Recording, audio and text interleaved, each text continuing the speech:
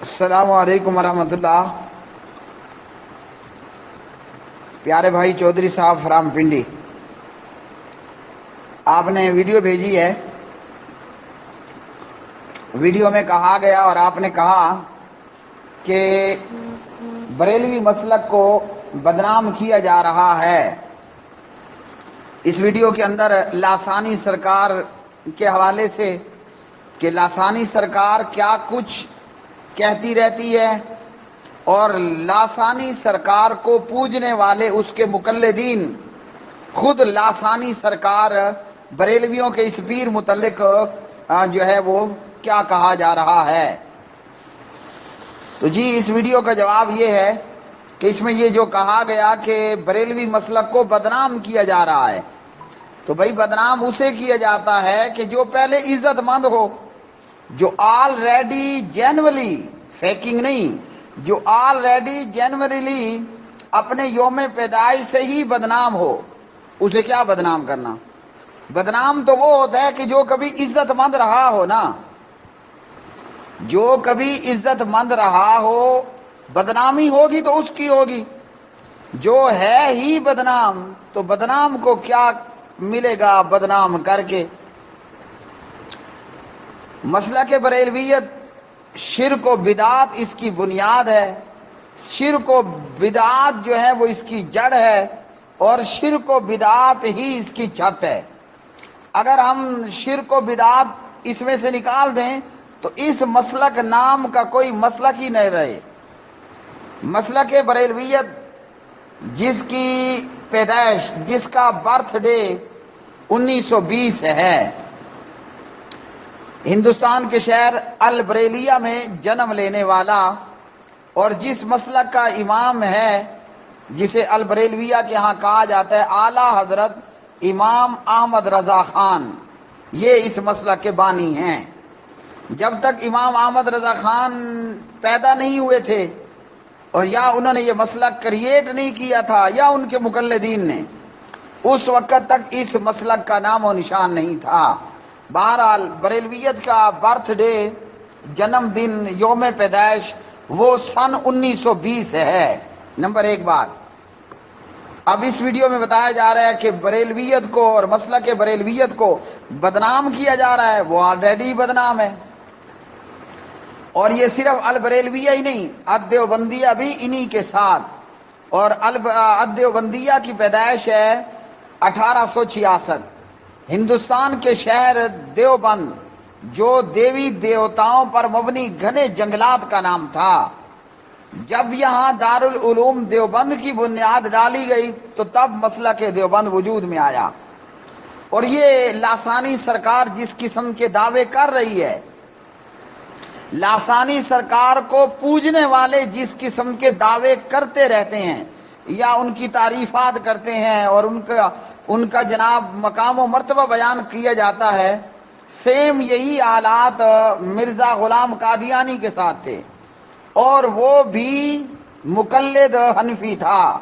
ویسے بریکٹ میں یاد رکھ لیں، یہ حنفی نہیں ہے، یہ بریلوی دیوبندی ہیں، بہرحال عام مشہور حنفی تھا۔ مرزا غلام احمد قادیانی، جس کے باپ کا نام تھا غلام مرتضی، اور جس کے دادا کا نام تھا عطا محمد، اور جس کی ماں کا نام تھا چراغ بی بی۔ کیا نام تھا؟ چراغ بی بی۔ اور یہ مرزا غلام احمد قادیانی ملعون جو کہ مر گیا، اس کی قبر پر لا تعداد لانتے ہی لانتے برسیں، اور برس بھی رہی ہیں۔ میں نے لعنت اس لیے کی کہ تاکہ لعنت کر کے، مرزے پر لعنت کر کے کچھ نہ کچھ ثواب میں بھی کما لوں۔ تو مرزا غلام قادیانی پر بے شمار لعنت۔ جس قسم کے دعوے لاسانی سرکار اور اس کی پوجا کرنے والے کر رہے ہیں، تو یہ پوری طرح گراؤنڈ تیار ہے۔ کل کلا یہی بندہ ایک اور مسلمہ کذاب اور ایک اور مرزا غلام قادیانی کی طرح کے دعوے کر کے کھڑا ہو جائے گا۔ دعوے تو خیر ہو چکے ہیں، اعلان باقی ہے۔ تو پیارے بھائیو، جواب یہ ہے کہ اس قسم کے لوگ وہ اہل حدیث کے ہاں کیوں پیدا نہیں ہوتے؟ کیونکہ ہمارے ہاں ایسا کوئی معاملہ ہے ہی نہیں، ہمارے ہاں ایسا کوئی معاملہ ہے ہی نہیں۔ آپ فیضان سنت پڑھیں، آپ فضائل اعمال پڑھیں، آپ بہشتی زیور پڑھیں، آپ ارواح ثلاثہ پڑھیں، آپ مختلف دیوبندی بریلوی علماء کے سوانح حیات، ہاں جی، ان کی زندگیاں، ان کی آپ بیتیاں پڑھیں، تو آپ کو تو کئی ایسی لافانی سرکار نظر آئیں گی۔ مثلا ایک حوالہ آپ کو دے رہا ہوں پورا بیان سننے کے لیے، قادیانی ہی کافر کیوں، یہ غالباً بیان ہے سید معراج ربانی صاحب حافظہ اللہ کا۔ بہرحال آپ یوٹیوب پر لکھیں قادیانی ہی کافر کیوں، بیان جس کا بھی ہوگا وہ انشاءاللہ سامنے آ جائے گا۔ تو معاملہ یہاں پر یہ ہے کہ یہاں بریلویت اور دیوبندیت کے اندر ایسے جراثیم موجود ہیں کہ جن کو لے کر اس قسم کے لوگ سامنے آتے ہیں۔ اشرف علی تھانوی کو کسی اس کے چاہنے والے نے کہا، نعوذ باللہ نقل کفر کفر نباشد، کسی چاہنے والے نے کہا حضرت آج تو غضب ہو گیا، آج تو بڑے عجیب بات ہو گئی۔ بھئی کیا ہوا؟ نعوذ باللہ نعوذ باللہ، آپ بھی سن کر پڑھ لینا۔ اس میں بتایا گیا کہ جناب میں نے خواب دیکھا اور میں کہہ رہا ہوں لا الہ الا اللہ اشرف علی رسول اللہ۔ تو اشرف علی نے کہا بھائی میاں کوئی مشکل نہیں، کوئی چنتا کرنے کی بات نہیں ہے، اس کا مطلب یہ ہے کہ آپ کو جس سے محبت ہے نا وہ محب رسول ہے۔ اچھا، وہ خواب دیکھنے والا کہتا ہے کہ مجھے اس پر بڑا جو ہے وہ پریشانی ہوئی، میری آنکھ کھلی تو میں نے کہا چلو توبہ کرتا ہوں، میں درود پڑھتا ہوں۔ تو درود جو پڑھنا تھا وہ پڑھنے کی بجائے وہ کہتے ہیں میرے منہ سے نکال رہے ہیں اللہم صلی علی اشرف علی رسول اللہ، نعوذ باللہ من ذالک۔ تو یہ کیا ہے؟ کیا یہ تو یہ تھا کہ اس کے منہ پہ تھپڑ مارتا اور اسے کہتا جاؤ توبہ اور استغفار کرو، اپنے اعمال پہ نظر ثانی کرو، اپنے کرتوتوں کو درست کرو کہ تمہیں اتنے بھیڑے بھیڑے خواب آ رہے ہیں۔ اشرف علی کا کام یہ تھا اپنے مرید کو بتاتا کہ میاں بائیں طرف تھو تھو تھو کرو اور یہ دعا پڑھو اعوذ باللہ من شر الشیطان و شرہ۔ آگے اشرف علی کہتا ہے نہیں میاں چنتا کرنے کی کوئی بات نہیں ہے۔ تو یہ ہے قادیانیت اور مرزائیت کے جراثیم جو یہاں پوری طرح موجود ہیں، جو یہاں پوری طرح موجود ہیں۔ آپ کو کبھی لاسانی سرکار نظر آئے گی تو جناب کبھی کوئی اور نظر آئے گا، کبھی کوئی اور نظر آئے گا۔ آپ دیکھتے نہیں ہیں انڈیا پاکستان میں، آپ کا بھلا ہو پنڈی میں بھی بڑے دربار ہوں گے، نہیں تو آپ ساتھ میں اسلام آباد چلے جائیں، وہاں گولڑا ہے، پھولڑا ہے، تولڑا ہے، پتہ نہیں کتنے دربار موجود ہیں۔ ان درباروں پہ کیا ہو رہا ہے؟ جو حق بیت اللہ کا ہے وہ قبروں کو دیا جا رہا ہے، قبروں کے طواف ہو رہے ہیں۔ ہاں جی، میں ان مشرکوں کا آنکھوں دیکھا حال دیکھنے کے لیے گیا، کیونکہ میں تو ڈاکٹر ہوں نا، ان کا پوسٹ مارٹم تو مجھے کرنا ہے نا قرآن و حدیث کے ذریعے۔ میں جب پڑھتا تھا جامعہ مرید کے لاہور کئی مرتبہ آنا ہوتا تو میں درباروں کا وزٹ کرتا، اور اس وزٹ کا فائدہ ہے کہ آج میں بغیر نشہ دیے ان درباروں مزاروں اور ان پیروں فقیروں بابوں کا آپریشن کرتا ہوں۔ تو وزٹ کرنے کے لیے جب میں بھاٹی چوک پر علی حجویری کے دربار پر آیا، جسے داتا حجویری کہا جاتا ہے، حالانکہ کملو داتا اوپر ہوتا ہے کہ داتا زمین میں نیچے گھسا ہوا ہے؟ اللہ کا عرش تو ساتوں آسمانوں پر ہے، آسمان نیچے ہیں کہ اوپر ہے، اور اللہ اپنے عرش پر مستوی ہے۔ یہ چنگا داتا ہے کہ یہ زمین کے اندر بڑا ہوا ہے، زمین میں گھسا ہوا ہے۔ اچھا جی، وہاں بہرحال گیا تو علی حجویری کی قبر پر، نقلی قبر خیر اتنا یاد رکھنا، اس قبر پر جناب لوگ آ رہے ہیں اور چوما چاپی ہو رہی ہے اور بہت سارے شرکیہ اعمال بھی ہوئے جا رہے ہیں۔ تو جو قبر کے پاس سے آتا تھا نا پیچھے کو ریورس گیئر لگاتا تھا۔ کیا کرتا تھا؟ ریورس گیئر لگا کر آتا تھا۔ میں تو گیا، میں نے دیکھا، اور میں جناب علی حجویری کی قبر کو پیٹ کر کے واپس آنے لگا تو ایک وہ ملنگ میرے سامنے آگے کہتا ہے او گستاخ، تھا پنجابی میں ہی کہہ رہا تھا، تو میں خیر آپ کو اردو میں بیان کرنے لگا ہوں۔ وہ کہنے لگا او گستاخ، میں نے کہا جی، کہتے بابے نو تو کنڈ کر کے آ رہے، پیٹ کر کے آ رہے ہو؟ میں نے کہا کیوں؟ کہتا ہے وہ تم نے بابے کو پیٹ کر دی ہے۔ تو یہ تو ان کا حال ہے۔ حالانکہ حدیث معراج میں نبی علیہ الصلوۃ والسلام جب آسمانوں پر جاتے ہیں دیکھا کہ خلیل اللہ ابراہیم رسول اللہ علیہ الصلاۃ والسلام وہ جناب آپ کا بھلا ہو، وہ ٹیک لگا کر بیٹھے ہوئے ہیں۔ کیا لگا کر بیٹھے ہوئے ہیں؟ ٹیک لگا کر بیٹھے ہوئے ہیں۔ ایک یہ بیت اللہ ہے نا اس دنیا پر، اس سے ٹھیک اوپر آسمانوں کے اوپر اگر وہ گر پڑے تو وہ سیدھا اس بیت اللہ کے اوپر گرے، اور فرشتہ جو طواف کرنے کے لیے آ جاتا ہے پھر اس کی دوبارہ باری نہیں آتی۔ تو جناب ابراہیم علیہ السلام اسے پیٹ کر کے بیٹھے، ٹیک لگا کے بیٹھے ہیں۔ تو یہاں بابے کی قبر کو جناب پیٹ کی تو ملنگ نے کہا کہ اوہو جناب تم تو بابے کی گستاخی کر رہے ہو، بابے کو پیٹ کر کے کنڈ کر کے آ رہے ہو۔ تو باقی درباروں پر بھی یہی حال ہے۔ تو مسلک بریلویت کو بدنام نہیں کیا جا رہا، وہ پہلے دن سے تھا ہی بدنام۔ وہ کیا تھا؟ وہ پہلے دن سے میرے بھائیوں تھا ہی بدنام۔ اب یہ کوئی اور لوگ تو نہیں ہے نا، یہ سارے بریلوی ہیں۔ اب لوگ کہیں گے کہ مسلک بریلویت کو بدنام کیا جا رہا ہے۔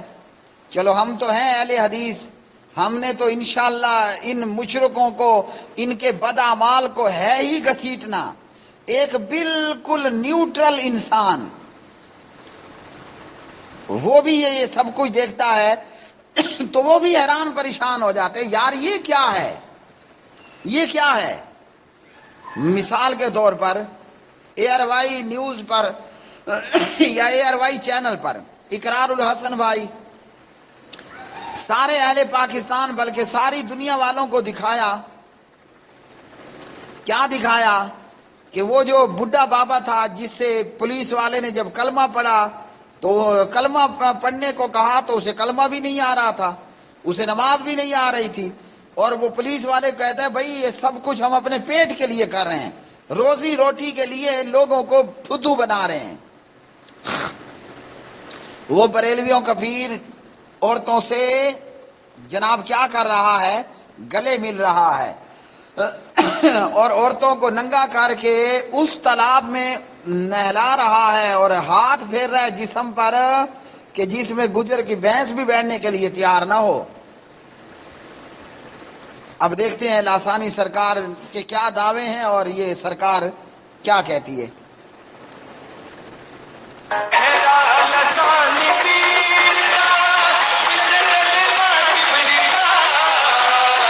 اب یہ ظالم کہہ رہا ہے چہرہ لسانی پیر کا جیسے جلوہ کبریا کا، نعوذ باللہ من ذالک، یہ سراسر کفر اور شرک بکا جا رہا ہے کہ لسانی پیر کا چہرہ جلوہ ہے کبریا کا، یعنی یہ نعوذ باللہ اللہ کا جلوہ ہے، استغفر اللہ العظیم۔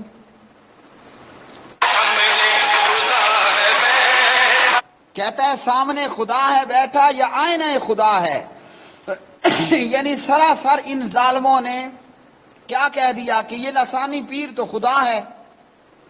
یہی کام مرزا غلام احمد قادیانی کا تھا۔ کس کا تھا؟ مرزا غلام احمد قادیانی بن غلام مرتضی بن عطا محمد، اور اماں جی کا نام تھا چراغ بی بی۔ تو مرزے کا بھی یہی دعویٰ تھا، خدا ہونے کا دعویٰ کیا، مسیح موعود ہونے کا، نبی ہونے کا دعویٰ کیا، تو وہ بھی مقلد تھا اور یہ بھی بریلویوں ہی کا پیر ہے، اور پوجنے والے بھی سارے بریلوی ہیں۔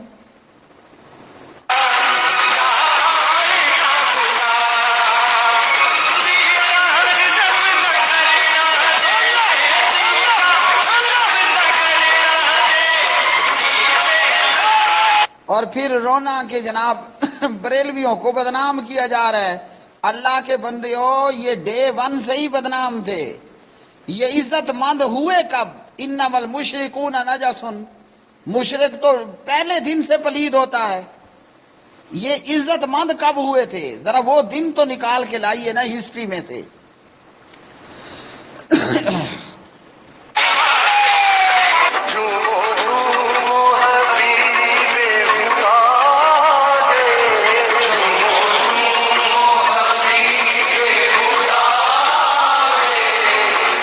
اب لسانی سرکار کے حوالے سے کہا جا رہا ہے جھومو جھومو حبیب خدا آ رہے ہیں، نعوذ باللہ من ذالک۔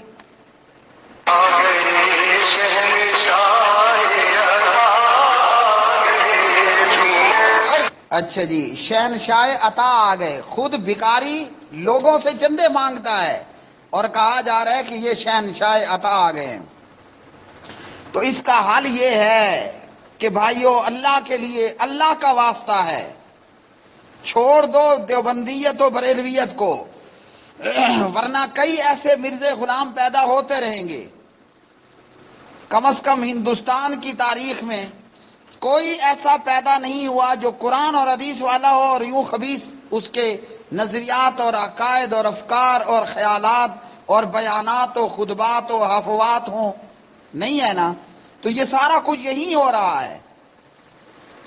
اگر چاہتے ہو کہ بدنامی سے بچ جائیں، سیدھا سیدھا اللہ کے قرآن پہ آ جاؤ، حضرت محمد الرسول اللہ صلی اللہ علیہ وسلم کے فرمان پہ آ جاؤ، ورنہ جس کی بنیاد ہی بے عزت ہو، ہاں، جس کی بنیاد میں ہی بدنامی کا سریا ڈالا گیا ہو، سیمنٹ ڈالی گئی ہو، ریت ڈالی گئی ہو، وہ تھا ہی کب عزت والا کہ اسے کوئی بدنام کرنے چلا ہے؟